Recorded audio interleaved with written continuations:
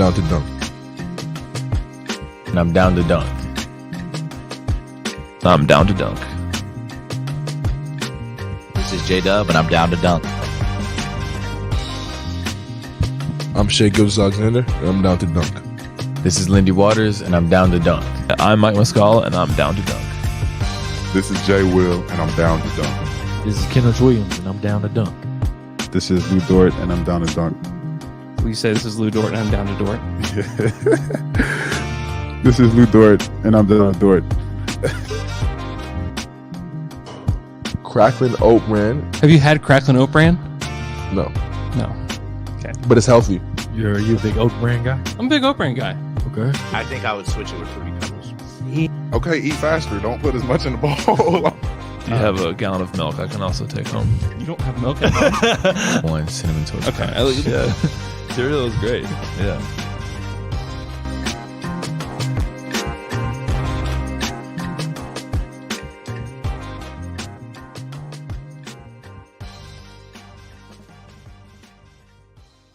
Welcome to Down to Dunk. I'm your host, Andrew Schlecht. We're part of the Athletic Podcast Network.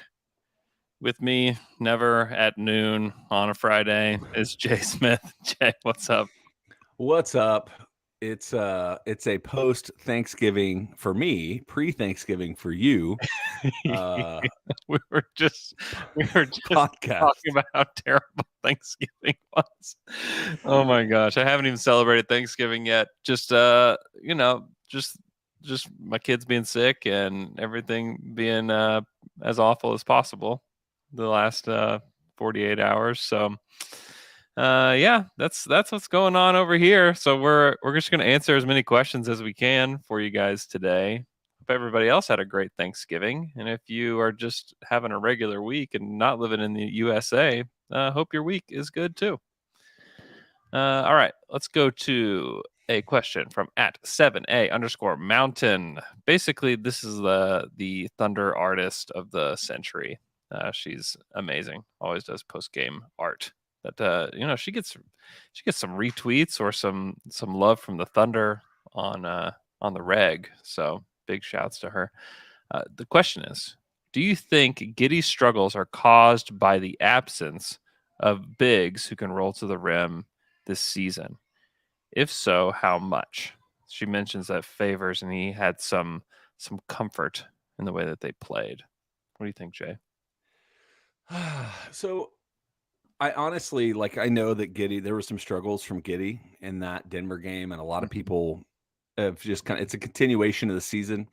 It hasn't been as noticeable to me, honestly. I think that the turnovers are probably the most frustrating thing. He only had 3 in that game against Denver, which is not bad at all, but it is one of those things that it felt like, especially in the overtime, that you would rather have other guys on the floor, which is where it becomes problematic. Sure. What creates his problems? I think there's a lot of layers to that. I think that there is some validity to what she said. Not having a big that can, truthfully, this whole team is hindered by the fact that they don't have really a traditional big. Like when they put Mike out there, you can tell it's a little bit better. But JRE, as much as I love JRE, he's most definitely a power forward and a small ball spacing center, Yeah. And part of it is there's just really nobody on this team that sets a good screen. It's just and it's almost, I've noticed this early on though, Andrew, is it feels like one of the things that they also don't try. They do a lot more screen and slip than they do, kind of an intentional get some space for somebody. You'll see it occasionally. I'm trying to figure out, going back a little bit to the Denver game, you can tell that even with some of the rotations that Mark really is playing a longer game than fans are. And I was frustrated during that Denver game because I was looking at some of the rotations, and I think it was in the second quarter, and Denver kind of opened the door to have an opportunity for the Thunder to catch up a little bit. And, once you set Jokic, basically their second unit was a bunch of guys that I'd never heard of. And so, but I was watching that, and that's when Omoyori played. That's when you just had some strange lineups on the floor. And then you look over on the bench and you're like, Kenrich and Wiggins would have been critical to a real attempt to try to make that game something in that second quarter, and they got DNPs, and I don't know if there's something else going on, but it looked like they were fine, just on the sidelines. I know Mike's hurt, but the other two guys, it's just they just didn't get to play. Played. Yeah, I think So it's about just wanting to get looks at everybody. Honestly. yeah, which is it's hard because what Taylor had mentioned when I was just using our text thread as my the old Daily Thunder comment section is when I was complaining about the game. He's like, Jay, you have to remember, like, this is the first time that we've had legit expectations or desires for this team to win. Like, we're still, because of what's happened so far this season, is our expectations are so different. But that is clearly not the same expectations that Mark has, and we can probably assume not the same as Sam. Anyway, all that to say that, like, we have put a tremendous amount of expectations on Giddey, and I think that's probably pretty unfair. There's a lot of reasons why it's not working. I think some of it is mental. I think he gets frustrated in himself. I think he's trying to do too much, and then trying to fit into an offense where it's a little bit clunky for him. That's why, I'd like to get a little more consistent data on lineups situations. Like, they're not really staggering Giddey and Shai like you kind of wanted them to. And they did earlier in the season. They're trying to get them to play together more. That's more important than them staggering at this point, right? Yeah, it felt like they were trying more so to win those minutes when they staggered them. And I think there's intent behind all of it. I don't think this is just Mark just pulling whatever lever he thinks is going to work for them. Like, they have like a set plan, like, hey, like, and they'll have conversations with these guys. They've done this with Jeremiah. They've done it with Wiggins. They've done it with Kenrich. They've done it with Mike. They've done it with a lot of these guys. Is they'll tell them before the game, hey, I need to get a look at somebody, these three guys. And so in order to do that, you've got to sit tonight. And like, they're up front with them. It's not just like a mystery, like, let's see if I can play this guy tonight. No, I mean, they know what they're doing. And like, honestly, like, the results that happened this year, I don't think they really matter like to anybody, like, within the team or anybody. I mean, I don't know that for sure, but I just don't get the impression that it's something that they're super worried about. And you look at just like the 2-man groups for the Thunder, and there's just a lot that just aren't really working. And I'm just intrigued to see how these develop. Like, Shai and Lou are a positive. They're a plus 1.8 on the season, which is pretty good. Shai and Giddey are a minus 9.8 so far this season. Giddey and Dort are a minus 10. Shai and Poku are a minus 1. I mean, there's just a lot of these 2-mans that just aren't working. One that does work, and maybe this is a stealth tank here. Shai and Wiggins are a plus 12. Which is pretty interesting. What's Shai and Isaiah Joe? It's got to be through the roof. Hold on, let me see if I can find it. It's not very many minutes is the problem, but it's got to be through the roof, because the 2 games where Isaiah Joe has come in and just like flipped the script. I mean, what was he the other night? Plus 17. Yeah, he was the other night. He was 7 of 10 from the 3-point line. He was so good. What do we do with that? What do we do with Isaiah Joe? Like, I don't know. What do we do with him? I mean, it's hard for me not to look at Isaiah Joe, especially against the Nuggets, and be like, he's the shooter that we want Trey Mann to be. Yeah. Gilgeous-Alexander and Joe are a plus 28.5. Yeah. 50 minutes. So, yeah, and he just does exactly what you want, where he's a spacer. And you could see the defense against the Nuggets. You could see the defense intentionally switching the way they defended it when he was on the floor, which is going to ultimately give them so many more options. If they need a shooter. They need a shooter, like a pure guy that can be on the floor for a long time. And right now, Isaiah Joe is just about the only guy you trust out there outside of Shai, that would get consistent looks. As a perimeter player. I know Jerry's still probably shooting over 40%, and Omayuri's probably dropped back down on earth a little bit. But Isaiah Joe he was special in that night, man. He is one of those guys that when he shoots, you kind of trust that it might be going in. That's why I love, and I've mentioned this in the text thread, there's two guys that in the draft thinking about where the Thunder could be for 2023 and just recognizing they're not, I wouldn't assume that they're going to have top 3 odds. Things could change, but I would not assume that they're going to have that 14.5% or 13.5% to get top odds. But then you start getting to the Cam Whitmore, which Vicini's top 100 came out today. He's number 4 on his top 100. But Grady Dick out of Kansas is the guy that I'm like, Where's in he on theory, Sam's list? I haven't looked at Sam's I list. didn't even see what his number was on that. But if you look at, I'll look that up while we're talking. But if you look at a skill set, competitor, tall, looks like he's got a good NBA wing body on top of that, to mention the fact that like one of the things that it seems like he's going to be elite at is shooting. He could just be kind of that piece that, I don't know, man, it just would be a huge deal for this team. 15th. Yeah, 15th. Yeah. So I don't know how you jump up. I like him too. I think they need somebody like him. I think that's. I also like Anthony Black out of Arkansas. Is really interesting. He like screams Thunder player to me, just because he just knows what's going on the court. There's some interesting players in this draft outside of the top 2. Yeah, it's a fun draft. Now, I think this will be I'm not trying to hijack this for draft conversation. We have plenty of time to do that. Oh, yeah. I do think that there's some intrigue for the Thunder timeline, plus their assets, plus the depth of talent in this group, to see them utilize some of these future assets to get maybe 2 guys in the top 15 in this draft. It makes a ton of sense to me, but that'd be great. Yeah. I'd be very into that. Yeah, this with regards to shooting, I mean, they've got 5 guys. So you can say, let's say 6 guys shooting above 38% from 3 so far this season. Shai at 38%. He's 19 of 50. Aaron Wiggins, who's 10 of 25. Poku, my sturdy boy Poku, 42.3% from 3 on 22 of 52. Jeremiah Robinson Earl, just a little bit ahead of Poku at 22 of 51, 43%. Eugene dropped to 46%, 6 of 13. And then Isaiah Joe, 15 of 29, 51.7% from 3. Pretty wild. I'm sorry. Like, I still don't think I realized that Poku is shooting 42.3% from the 3-point line.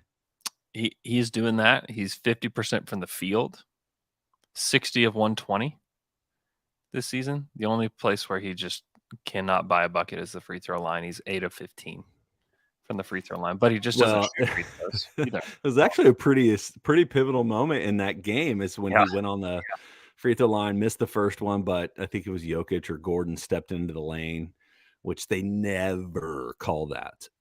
Never call that. And then they got a second one, and it hit almost identical way of missing. But then he made the second one. But I don't know. Yep. That was a fun game. It was a fun game. The Thunder, I thought, had every chance to win the game, obviously, but just didn't happen. Mm-hmm. Next question at Twice Giddey. What are you most thankful for with this team? That it's enjoyable and fun to watch this year. Like, I'm enjoying every single game. It's must-see TV for me. Yeah, without a doubt. It's got to be Poku. Poku's like at the top of the list for me. He's just so much fun to watch this season. 10 points, 5 boards, 1.7 assists, almost 2 blocks per game. And then just like actually making shots. I mean, we said that last year. I mean, I've probably said the phrase several times. Like, at some point you have to make shots. Like the pushing the pace and being a connector or whatever is just not enough if you can't make shots. And he's, he heard you. He's on fire out the gate. I don't know that it continues at this clip where he's 50-40. Well, he's 50-40-50 right now. But even if he stayed at that, I mean, that would be outrageous. It has to be one of the first times in the history that somebody that shot over 40% from the three-point line shot 50% from the free throw line. I think Bruce Bowen did that. Yeah, that makes sense. Similar players, They're very similar. Well, I'm still just, my mind is still blown that when I asked Mark about him in the preseason, that Mark mentioned Draymond Green whenever he mentioned Poku. It's just like, what? Excuse me, what does that mean? But yeah, super thankful for Poku, and obviously like Shai's season has been Like I don't even know what to say anymore. I mean, he's 31, 5 and 6, 1.8 steals, 1.4 blocks, shooting 51% from the field, 38% from three, 91.7% from the line, and 14 for 14 in this last game. And this was the I'm a superstar game because he did not shoot it well from the field.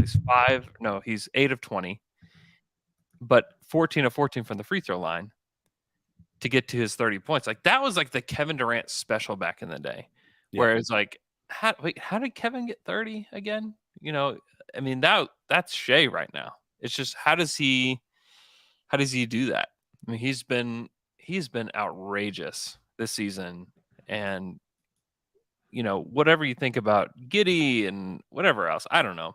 Like this is still more than what we could have asked for from Shai, honestly, and from this team, that it almost takes the expectations of everybody else up a little bit, because like, oh, we're getting this great stuff from Poku, we're getting this great stuff from Shai. Well, where is it from this guy? Or where's Trey Mann? Where's this? Where's that? And it's like, well, you can only get so much. Like if everybody improved, then this team would just be like a title contender. But when you look at Shai's game logs, I mean, it's 31 points, 30 points. He had the one down game in Memphis where he had 15, but then it was 42, 37, 37, 20, 39, 33, 18, 37, 34, 38, 24, 33, 28, 32. It's like, holy smokes.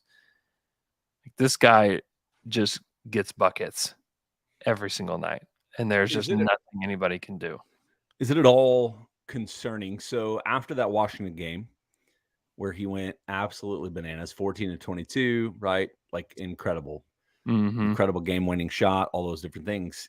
He is in a bit of a slump. Shot 33% against Memphis, 41% against New York, and then 40% against Denver. Like, is there anything of that's concerning, or you think it's just a natural ebb and flow of a season?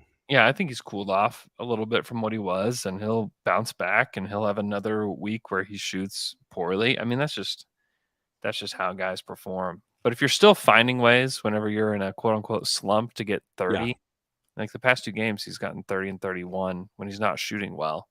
Yeah, and both of those is because, I mean, he's 12 of 13 against the Knicks and then 14 of 14 against the Nuggets. And so that's the way to do it. If he would have gotten a call in Memphis, for whatever reason, they just weren't blowing the whistle in Memphis. You know, he had the one free throw that was a tech free throw, and like that was it, which is crazy. And Mark talked about it after the Nuggets game.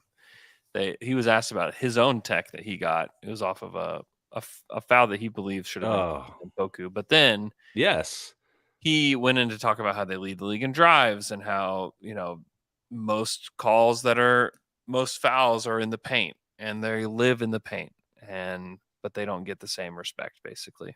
And so a lot of that was with Shai. I mean, I'm in earshot of him during most home games, and he is constantly screaming at the officials, calling them by their first name, which I think is just so funny. Just screaming at them by their first name, calling them over and saying, Gilgeous-Alexander this, Gilgeous-Alexander that. So it's just he's fighting for him. And I mentioned this the other day, that Shai doesn't really fight for himself all that often, or doesn't really very dramatically fight for himself as far as free throws go. In fact, like, he goes out of his way after games to just talk about how the officials are human beings, you know, which can be refreshing, but it's also just like, he might as well just say, hey, I love money, and I don't want to lose money. Yeah, I don't want to pay the league $30,000. No thanks. Yeah. So anyways, he's been absolutely unbelievable. But yeah, lots to be thankful for at this team. Yeah. Let's see. At 405 fan, who has been better this year between Giddey, Dort, Poku, and J-Dub? Let's rank those 4. As far as I don't want to do that. How good they've been this year. I think of those 4, I'd put, who'd they say? So J-Dub, Poku, Dort, Giddey. Mm-hmm. I'd say Giddey 4th. Yeah, I think that's fair. Oh, this is total bias homerism. I would say Dort 3rd. Okay. Poku 2nd and J-Dub 1st. I kind of think Poku's been so good on both ends. Yeah, it's just hard to detach like the homerism inside of me where I'm like, I think if you're grading on a scale of versus expectation, that's probably more so why Poku's number one on Yeah, that. yeah. But yeah, I Yeah, mean, I he's get been awesome. And I mean, it's partially joking, but I think there is some reality to the fact that you can see a distinct difference in this team when he's on the floor as far as when they play and when he's not. Like those few games that he's missed with the ankle injury, like he makes an impact on this team, which is Mhm. probably a sign of why they're not quite ready to make a run the way people think they are. But at the same time, it's an encouraging reality of what his potential could be. Yeah. No, I think that's right. Dort has Dort is just the loudest mistake maker of this group. Hmm. That makes it tough to, really give him props for the Yeah, stuff. it's probably unfair. He shot the ball pretty well. I'm trying to pull up the stat. NBA.com/stats is being slow for me, but he shot the ball well from three recently, and especially in that Nuggets game, I thought that he played really well. I thought defensively he was spot on. I thought that he took the right kinds of shots Yeah, he too. was great in that game. I thought he played really well. Yeah, he is. Man, these numbers are crazy. So the last 5 games from 3, he's 45.8% on almost 5 attempts. So he's played really well. That's Dort? Yeah. That's awesome. The last 5 games. Let me see if I can not have the worst podcast ever with NBA.com just not going fast enough, and it's probably my computer. But It's fitting for the week, man. It is. It's spot on for the way that my life has been this week. Yeah, he's definitely. It's like turn around the Titanic with him though. The last 10 games, he is 40% from 3 on 5 attempts per game. I mean, he's 30% now on the season, but it's like turning around the Titanic with how bad his percentages were to start the season. Like he was bricking so many threes and taking so many threes that, yeah, he's gone a 10-game stretch shooting 40% on 5 attempts per game, but it still is like barely made the dent that you want it to. Yeah. Because it was just so bad. But I think Dort's been better lately. I think that he's played really well. He's taking more corner threes. He's playing really good defense. Yeah. I mean, once again, that's why I'm saying it's expectations and probably personal preference, honestly. Like I really do love J-Dub's game. Mm-hmm. It's just I like what he brings. He was probably his best game, and I'm not. This is just off the top of my head. Probably his best game of the season against the Nuggets. Mm-hmm. Obviously, got the minutes as part of that. He was the fifth most minutes.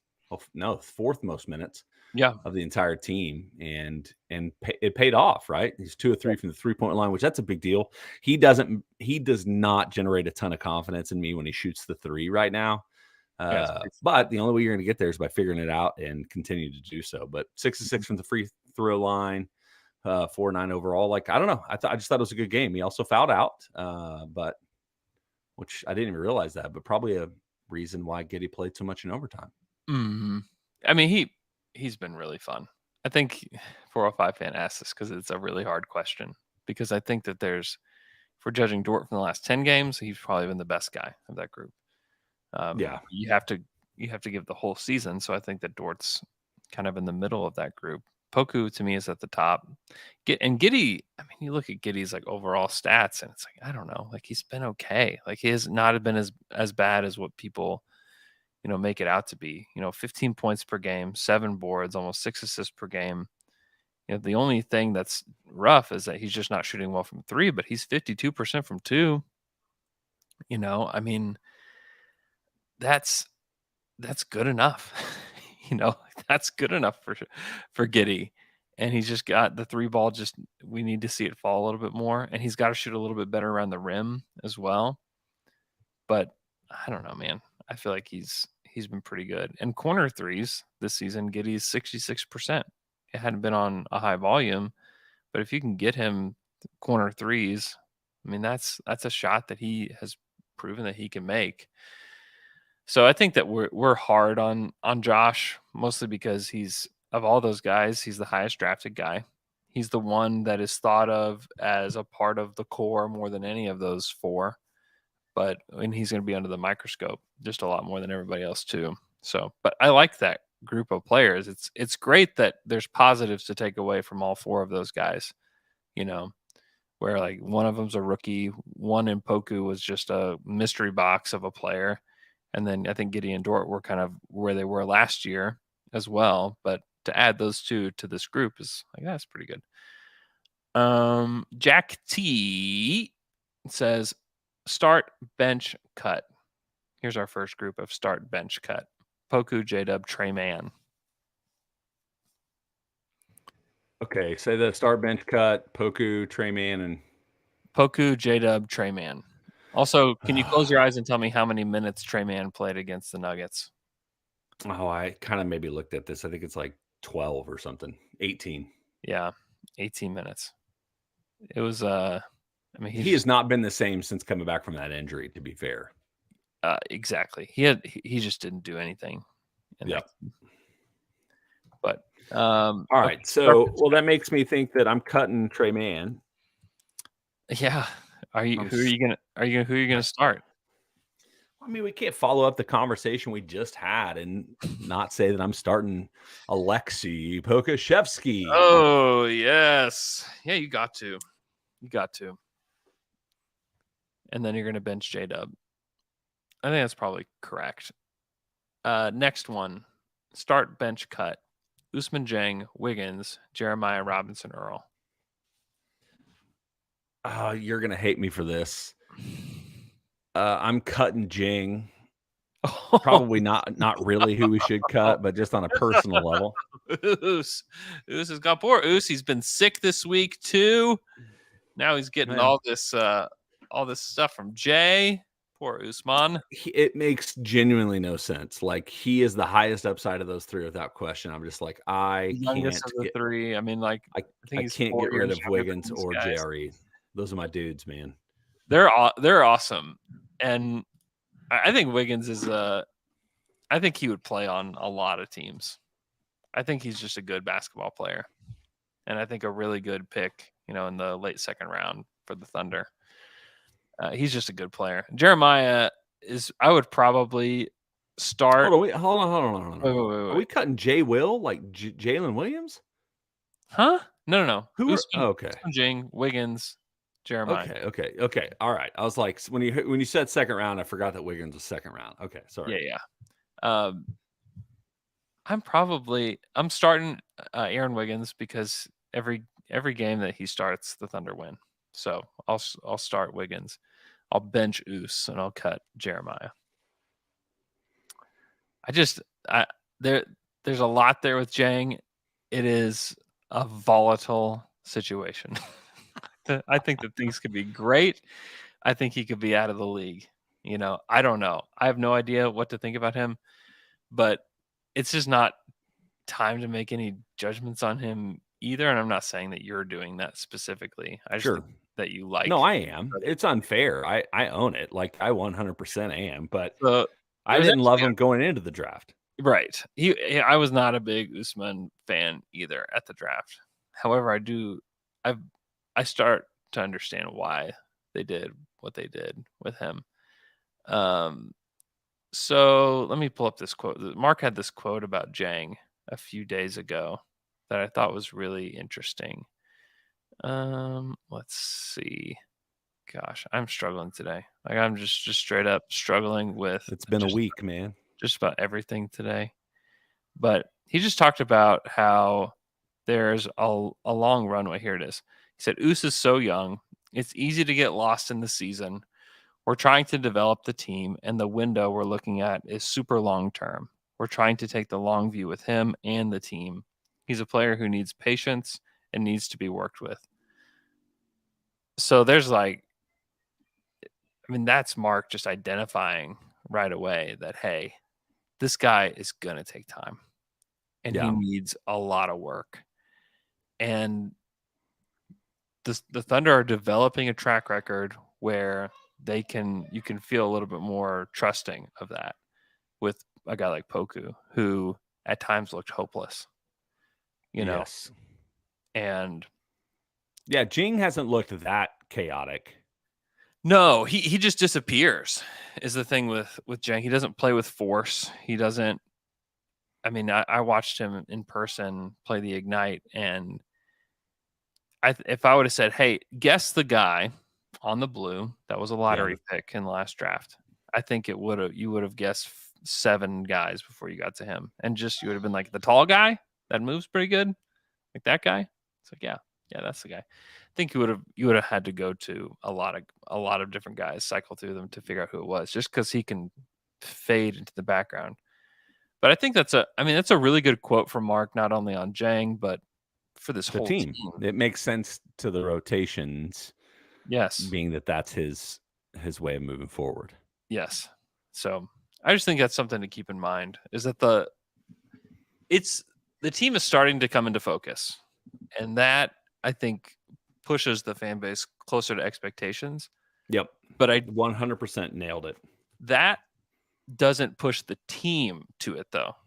I think is something that I think Mark is trying to get that across, is that we're taking the long view. Shai's been awesome.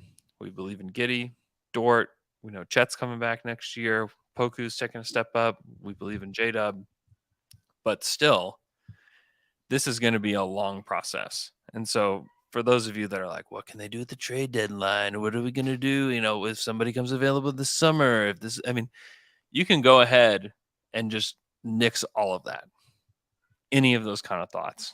You can just remove those thoughts just completely, because they want this to have a long runway. And nothing has changed too. Like, I think the way that we have enjoyed the Thunder this year, that's the only thing that's changed. Nothing the team does has changed. Nothing that they're going to do has changed. I think it just is. I think the Thunder are what they are, and they're going to continue to do it. Whether they win a ton of games or they don't, they're still going to say, yeah, that's great. This is a long runway. Oh, we lost 10 in a row? Yep, long runway. Oh, we won 10 in a row? That's cool. Still going to be a long runway. And I think that's just the way that it's going to be. And so I just thought that was kind of a little bit of insight into the way that that Mark and the team are thinking about this. Let's see. This is from at James Ingle 29. What predict your season high for J-Dub? Is it wild to think he could score 30? No. Especially if we're in April. Would you go over under 30? I'd probably go under, but he could have a night where the only thing to me is just, is he going to take enough shots? And it would have to be a night where maybe Shai is out, and maybe even Giddey is out, and he's like the primary ball handler for the night. And then, yeah, he could do that. But he may not have that opportunity. To me, is he going to have that kind of opportunity at some point this season? I would lean toward yes, he is going to. But to me, it's shot attempts. I mean, he's had double-digit shot attempts in 4 games. Yeah. Full season. In 14 games. Only 4 times has he taken double-digit shots. Yeah, even in that game where he played 30 minutes, he only shot 9 times. Yeah, you just can't get to 30 that way. Yeah. No. Yeah, against Denver, he took 9 shots and had 16 points. I mean, to me, he's playing pretty efficient basketball.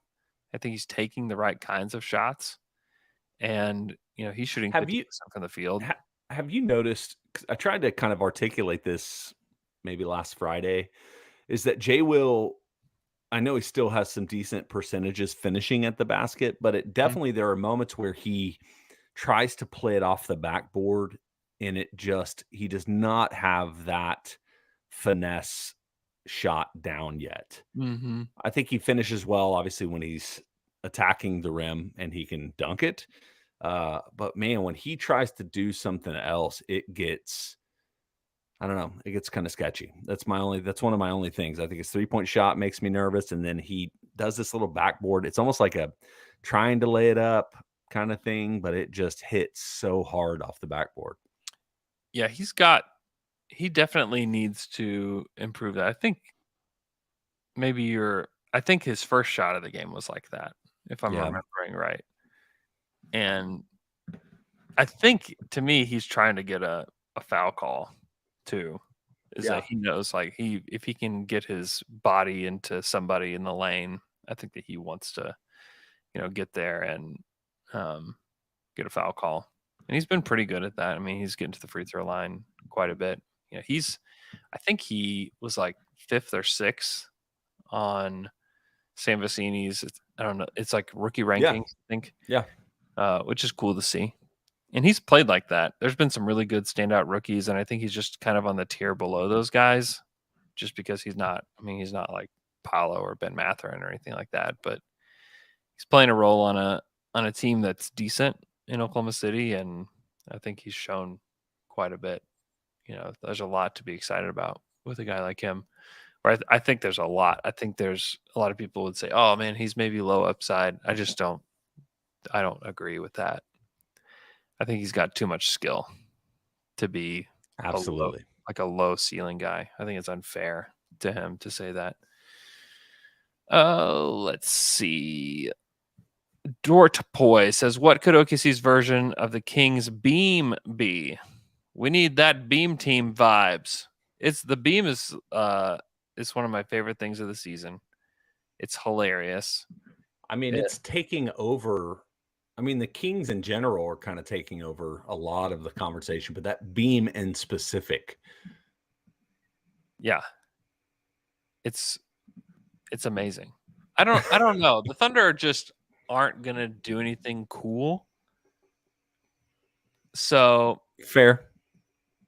That's what I'll say. I think they'll just drop some confetti and play the song "Celebrate Good Times, Come On." Or maybe if they want to mix it up and go to the Black Eyed Peas, I got a feeling tonight's going to be a good night. Another one. Or Taking Care of Business, if you want to play that one. Ooh. So maybe you get crazy. I don't know. Who does that fall on? Is that Sam that makes those decisions? I don't think so. That would be really funny if it was. Like, Sam was like, "All right, it's a taking care of business kind of night. Let's do this." No, I didn't mean like the specific song. I meant more like, hey, this is what we're going to do for in-game entertainment. Is we're going to be as vanilla as possible. Oh, yeah, probably. I'm sure he definitely has. It's just a culture organizational kind of thing. Yeah, I mean, maybe you could turn the Paycom green lights to blue lights. It's blue light night, Ooh. That might be as cool as it would get. But I don't think they're going to do that. Obviously, Paycom paid money for those lights to be green. So I don't know. Dortpoy, I'm sorry. I just don't have faith in the Thunder doing anything cool. They're just going to stay solid and, not take any chances. I think that's what that's what I think they do, is that they don't really take any chances on something being one way or the other. It's just like straight down the middle. We're just throwing fastballs only. Okay. Let's see. At _Tyler OKC, we have a lot of one-dimensional players. By this, I mean we have players who defend well but can't shoot consistently, or shooters that can't really defend. What do you think is a smarter way of going about the next drafts? Drafting shooters and developing their defensive instincts, or draft high upside defensive pieces and hope Chip works his magic? Essentially, what should be prioritized? Easier to develop shooting or defense? That's a great question. I think all of us are a little bit burned by waiting for Robertson to develop a shot. Yeah. I know Tabo had one good season, I think maybe 2 good seasons, but yeah, for the most part, there's always been kind of that open wing spot where somebody wasn't efficient at shooting. And so I think getting a shooter, and this is where I think that there's natural defensive instincts that people can learn or people just come with. But I do think that a good effort on that end can really cover up a lot of the mistakes. So if you've got a guy that can shoot well, but is willing to put in the work to improve, maybe he doesn't have the best, like Giddey. I think Giddey has the potential to be a decent defensive player, and you see it from time to time. I think often he's playing out of position defensively, like trying to guard wings is just not his thing because he doesn't have the foot speed. But I do think you have the will for Giddey, and I think that the truth about defense is if you have that, you can really make up for a lot of the natural instinctive shortfalls of somebody on defense. Mm-hmm. I would kind of disagree with the assessment that I think that's true of the guys at the end of the roster. When we're talking about like Baisley and Isaiah Joe and Eugene and, Lindy Waters. Like, I think that's true of those guys. But like Wiggins and Trey Mann and Poku and J-Dub and Giddey and Dort and Shea are not one-dimensional players. Like, these are multi-dimensional players and decision makers. And I think that the one thing that the one box that needs checked, if we're checking draft boxes, is can they make a decision? Because I think if they're going to be a part of the next iteration of the Thunder, you can't just be a shooter. You can't just be a defender. You have to be able to do multiple things, including make decisions with the basketball in order to be a part of this next team. And that's what, like, Jeremiah Robinson Earl can do that. Kenrich Williams can do that. Aaron Wiggins can do that. Trey Mann, Poku. Like, I went through the list before. Like, this is to me like what the next version of the Thunder look like. And so sometimes you're going to get a better defender out of that kind of player, and sometimes you're going to get a better shooter out of that kind of player. I think the hope is, and the reason they brought in Chip is they want to turn these multi-dimensional playmaking guys that are big and small and whatever into shooters too. And so I think they're kind of tipping their hand a little bit and saying like, hey, obviously we believe in the defensive development that Mark and his team produce, and Dave Bliss is like a huge part of that too. But we're bringing in the best shooting coach that anybody's even aware of, and I don't know what they're paying him. It's got to be a lot of money, and they're saying let's invest and let's see where we go. And right now, like we mentioned at the top of the show, you have 6 players shooting 40% or 38% or better from 3, and that's not a common phrase. And you can take Eugene out of that because it's too small of a sample, but still having 5 guys doing that is like, that's pretty good. And then you have the guys that toward the bottom. Like, I know Trey Mann's going to be a better shooter than what he is. It's really just on Giddey and J-Dub and Dort. Like, can we get one of those guys to be decent? That to me is kind of where they're at right now as far as like drafting and whatnot. Yeah. Let's see. This is from @Sam_Mark_Kelly. Predict. Will you be higher on J-Dub than any active OKC player except Shai by New Year's, the All-Star break, end of the season, none of the above, or I already am? I think none of the above. He's removing. He's Chet. definitely removing Chet from it. So, but yeah. Okay. I'm still none of the above. Okay. I still like the potential of Poku, like just because of his body. I think it's the big difference. Jalen Williams, J-Dub has length as far as his wingspan is giant, but he's not the size of somebody that makes you go, oh man, guy could be a unicorn kind of thing. I think that I still probably I'm high on Giddey. I'm not giving up on Giddey, man. And I know there's some people in the Thunder fan base that are ready to do that, but I still pretty high on Giddey, mainly because I also watched like last season, and you see these glimpses of it where he's still performing at like the Knicks game in Madison Square Garden, where he's unbelievable. And he even hits that, spinning floater off the backboard in the overtime. Like, there are moments where you see this potential of Giddey. I think Giddey is having the most trouble figuring out what his role is on a very Shai dominant team. Yep. And I think that we massively underestimate that. And we massively underestimate the mental aspect of that, to where when you're thinking too hard, especially for a guy like Giddey, when you're thinking so hard about what's right and wrong to do, is you're not going to be as instinctive as he naturally is. And it's creating problems for him. And so he's trying, like a lot of his turnovers are trying to force things that just aren't there. And when he's not thinking about it, he can back it out, move the ball around. But when he's trying to make himself assertive into this offense, I think it creates these problems. That's why I'm still really high on Giddey as well. Yeah, I agree. I think Giddey, I don't think he'll surpass Giddey this season. Is it impossible that he does in the future? No, it's not impossible, but I still think Giddey has a higher ceiling just because he's bigger. And I think that the way that he processes and thinks the game, the way that he works, I believe in his future as well. Let's see. At K Espenin. That's definitely not right. With KD recently complimenting the Thunder again, is it time that we finally bury the hatchet and forgive him? Bonus Twitter question: if he wanted to play on the team when his current deal expires with Shai, Giddey, Chet, and whoever we draft this year, do we retire his number? I think they're going to retire his number anyways. Yeah, and they should. Yeah. I'm honestly, I'm over the KD stuff. Like, it sucks, but it's long enough now where I'm like, yeah, whatever. I would welcome him back to the team, even if you wanted to come play. We're like 3 or 4 iterations of the team removed, from that pain. And, things have gone poorly enough with him leaving Golden State and him. I know. It's like the whole Nets situation. Yeah. Oh, it makes it. If he won like 5 titles in a row, I think that I'd still have like this, this venom for him probably, because it's just like, man, that should have been here, man. That should have been here. The whole Nets situation is like his penance.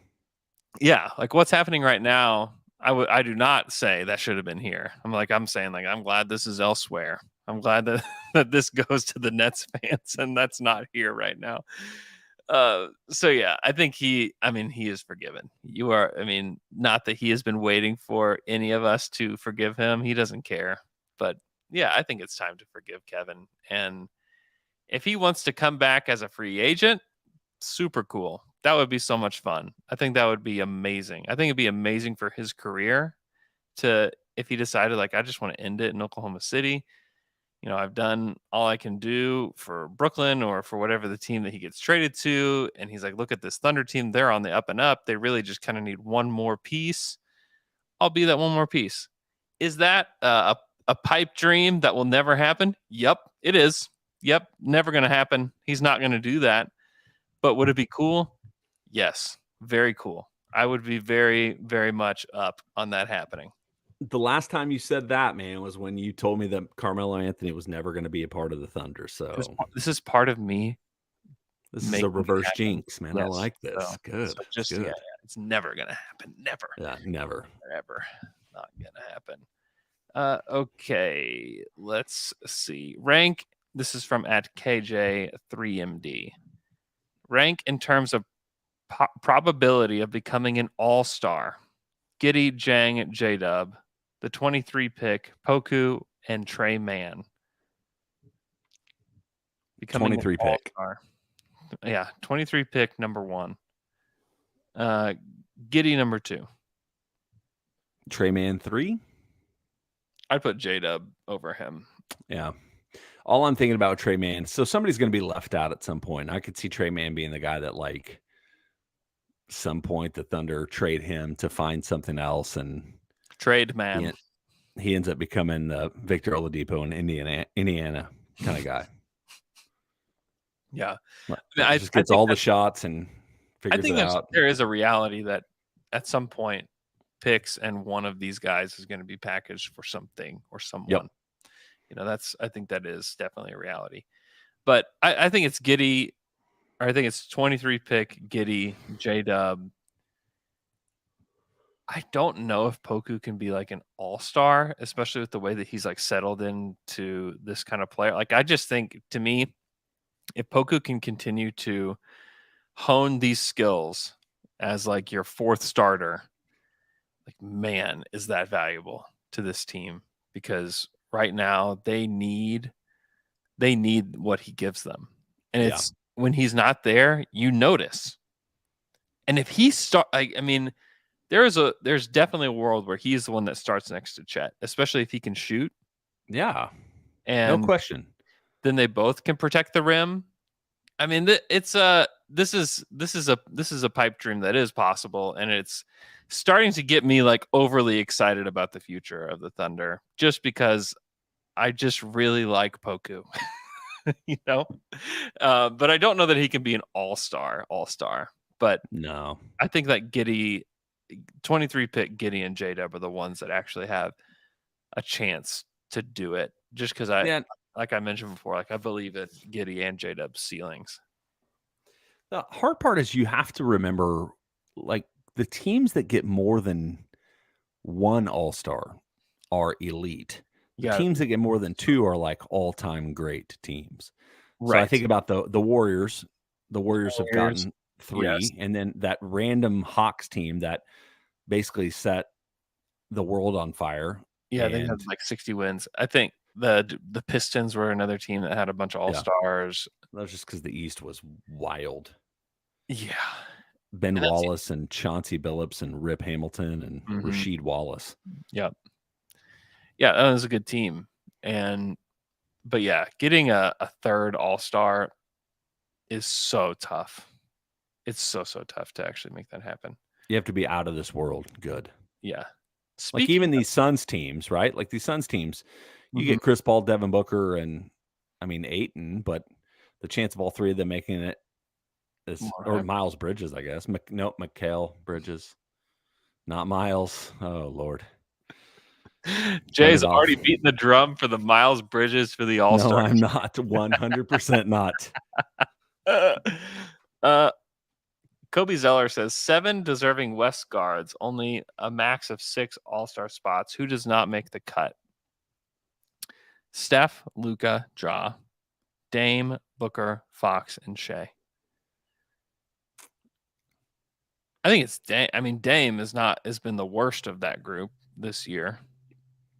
He's missed a lot of time because of the benefit. Injuries. The benefit is you've got the fan vote. This is where it could get screwed up if there's somebody that the fans like that's going to kick one more of those guys out. But the fans will elect. I mean, I would assume Luka and Steph, and then you're moving towards Ja probably.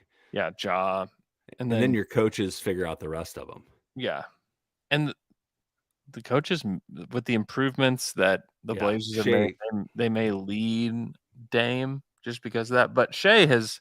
They also love Shai. It seems like. Yeah, it's possible that he doesn't make it in favor of Dame, just because if you've made the All-Star team, you're likely to make it again. And it's just tough to get your first All-Star berth. I could see there being like a debate between Fox and Shai, and if the Kings continue to win, then the nod may go to De'Aaron Fox. So I don't know. I think it's, and then there's usually an injury that happens and somebody will get plugged in. Almost always, for sure. So I don't know. We'll wait and see. It's still a little early to discuss that. But if it were me, I'd be cutting Dame out of that group and everybody else stays in, as far as like the way the guys have played this season. Okay, this might be the most important question that we've had in a long time. At Will G. Galbraith. Braith. He says, I feel like now is the perfect time to ask, has Poku reached guy status? He's played 15 games this season. As we mentioned earlier, 10 points, 5 boards, 1.7 assists, 1.9 blocks, 50, 40, 50 shooting splits. Is he a guy? You've gotten far too liberal with guy status. It's a problem. Yeah, I haven't declared anyone a guy this season yet. But there's guys that have an existing guy status from previous conversations. Or does it reset every year? It doesn't reset. Deontay Burton, who I think is playing in the G League now, still has guy status playing in the G League. Yes, Poku's a guy. Come on, man. I think he is. I think it's time to declare guy status for Poku. He has done enough this season through 15 games, and maybe that just sounds dumb. Maybe that's dumb. I don't know. I've said a lot of dumb things in my life, and that might be my next one, but I don't think so. I think Poku's really developed. I think he deserves guy status. Let's go, Poku. Congratulations. You finally made it to something on a niche Thunder podcast about something that doesn't quite make a lot of sense to most people. Congratulations. Let's see. Benevolent King wants to know who's in charge of the kiss cam and why do they hate having a superstar in OKC? Did you see this? No. So Shai's girlfriend was put on the kiss cam next to, I don't know if it was a friend or like her brother or something. And they kept going back to her over and over again. And she felt very embarrassed. It was very weird. Yeah. Just totally awkward times in Oklahoma City. I guess you got to alert the cameramen who our superstars' girlfriends are. But I see her all the time. Yeah? And by Where that I mean at? twice. Just like around? Yeah. So I told you all that story is I saw her one time walking her little puppy dog over here. So where we live has this huge track. And so, it's packed. And so I saw her there one time when the dog was a puppy. And then the other day I'm pulling up. I don't even know notice who it is, but you start putting two together where I'm like, okay, she's got Canada basketball gear on and she's got a dog that looks just like the dog. It was a puppy and now is a puppy, but I guess they live close enough by me to where they can come and like they walk the track by my house all the time. So anyway. Yeah. So if I was the cameraman, there would be no mistake. Yeah, and it's kind of weird when you keep going back to people on the kiss cam where it's like two people that obviously don't want to kiss, and you're like, kiss. Do it. It's weird. It's weird.